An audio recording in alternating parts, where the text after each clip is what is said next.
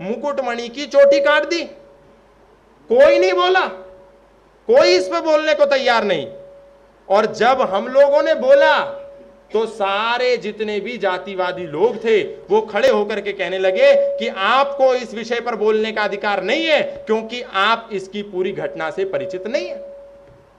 तो हमने अपने एक मित्र को जो स्वयं यादव है, इटावा में रहता है, उसको फोन लगाया और कहा कि आप उस घटना स्थल पर जाइए और वहां पर जाकर के चर्चा परिचर्चा कीजिए, चुपचाप जाकर के लोगों से जानने का प्रयास कीजिए कि घटना क्या है। क्योंकि जब ये घटना वायरल हो गई और सर्व समाज में आ गई तो उसको दूसरे तरीके से मोड़ दिया कि देखो कोई जातिवाद का मामला नहीं था, उसकी चुटिया इसलिए नहीं काटी क्योंकि वो यादव होकर के ब्राह्मण बता करके कथा कर रहा था, उसकी चुटिया इसलिए काटी क्योंकि उसने महिला को छेड़ा था। तो हमने उसका पता लगवाया और महिला का जब बयान सुना तो महिला का बयान सुनो, कितने आश्चर्य की बात है। वो महिला कह रही है कि शोभा यात्रा में मैं इनके साथ थी, इनका हरकत ठीक नहीं थी, ये हाथ लगा रहे थे, हाथ पकड़ रहे थे, फिर मैंने इनको घर पे भोजन के लिए बुलाया और फिर इन्होंने अधिक छेड़छाड़ करी। अब विचार कीजिए, जब वो तेरे साथ कलश यात्रा में शोभा यात्रा में छेड़छाड़ कर रहे थे तो तूने घर क्यों बुलाया? कितनी बेवकूफ महिला है। और इस भारत में ऐसे बेवकूफों की कमी नहीं। सरासर झूठ, सरासर नरेटिव बनाया गया, सरासर झूठ को प्रचारित किया गया ताकि इस एंगल को परिवर्तित कर दिया जाए, नहीं तो पोल खुल जाएगी।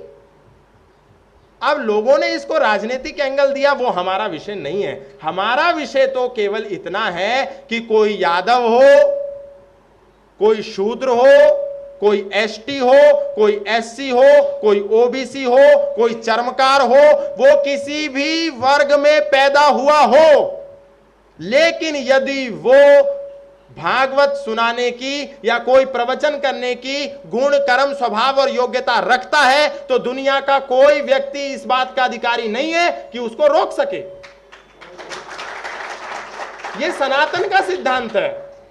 शूद्रो ब्राह्मणतामेति ब्राह्मणश्चैति शूद्रताम क्षत्रिया जातम एवं तु विद्या द्वैषा तथैव च महर्षि मनुस्मृति में लिख रहे हैं। जिसको इस समाज के सर्वाधिक भीमवादी, मीमवादी, शूद्रवादी जला रहे हैं और वो ये नहीं जानते कि मनु तुम्हारा सबसे बड़ा मित्र है, शत्रु नहीं है। मनु तुम्हारे लिए प्रावधान दे रहे हैं कि एक शूद्र व्यक्ति भी ब्राह्मण बनने का अधिकारी है यदि वो गुण कर्म और स्वभाव के आधार पर श्रेष्ठ हो जाता है तो, और एक ब्राह्मण व्यक्ति भी यदि अपने गुण कर्म और स्वभाव उस तरीके से नहीं रखता तो वो भी शूद्र बन जाता है, वो भी क्षत्रिय बन जाता है। लेकिन वही शूद्र समाज के लोग जिनका सबसे अधिक पक्ष महर्षि मनु ले रहे हैं, वो मनु की मनुस्मृति को सड़कों पर हर दिन जला रहे हैं। क्यों जला रहे हैं? इसलिए जला रहे हैं क्योंकि हम में कमी है।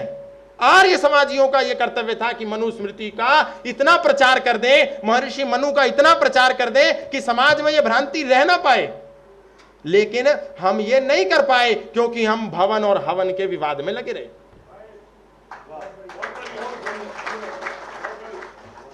आर्य समाज को हवनों ने जोड़ा और भवनों ने तोड़ा।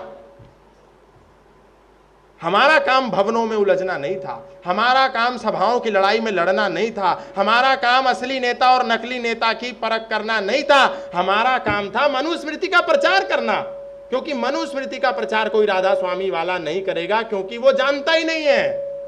मनुस्मृति का प्रचार कोई निरंकारी वाला करने नहीं आएगा क्योंकि उसको पता ही नहीं है। मनुस्मृति का प्रचार कोई इस्कॉन वाला नहीं करेगा क्योंकि उसके गुरु ने उसको मनुस्मृति के बारे में बताया ही नहीं है।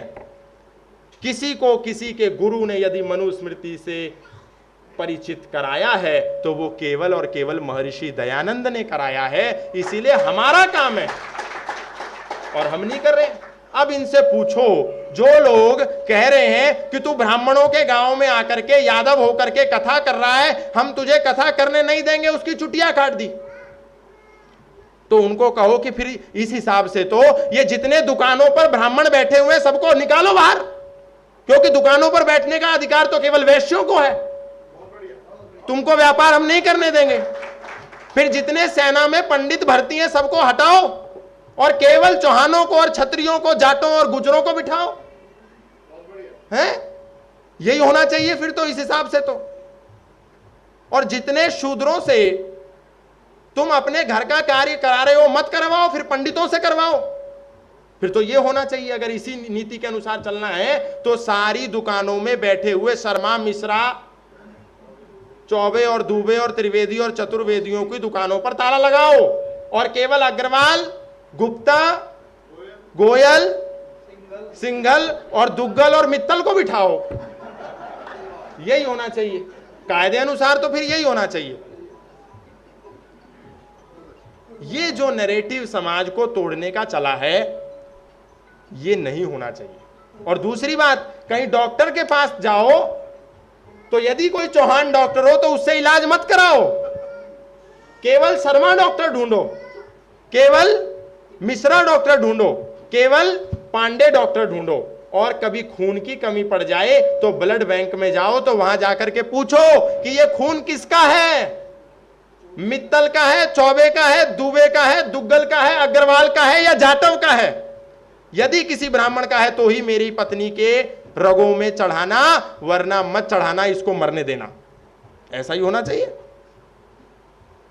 इसलिए हमको चारों तरफ से सोचना होगा, हर एंगल से सोचना होगा, और सत्य सत्य अर्थ का प्रचार जो ऋषि दयानंद ने हमको सिखाया, जो आदि गुरु शंकराचार्य ने हमको सिखाया, जो स्वामी श्रद्धानंद ने हमको सिखाया, और जो पंडित लेखराम, महात्मा हंसराज, लाला लाजपत राय, सरदार भगत सिंह ने हमको सिखाया, सत्य का प्रचार वही हमको करना चाहिए। और बाकी ये जितने जातिवादी नेता हैं, इन सब से हमको बचना ही नहीं चाहिए, अपने भाइयों को इनसे बचाना भी चाहिए। और जो सत्य है, वास्तविकता है, सार्थकता है, उसका प्रचार भी करना चाहिए, क्योंकि हम नहीं अगर करेंगे तो कोई करने वाला नहीं है।